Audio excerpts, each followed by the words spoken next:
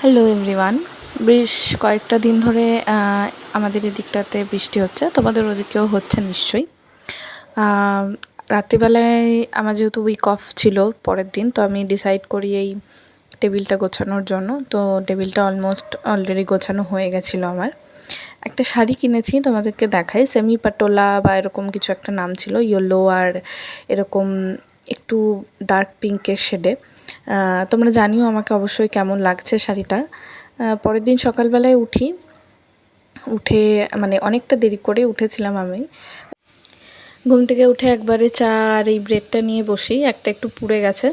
যাই হোক, এটা ব্রেকফাস্ট কমপ্লিট করে দুপুরের ক্লিপটা নেওয়া হয়নি। একটা মুভি দেখছিলাম, ওই মুভিটা জানিও কে কে দেখেছো। আর তার সাথে খাচ্ছিলাম চা আর চিড়ে ভাজা।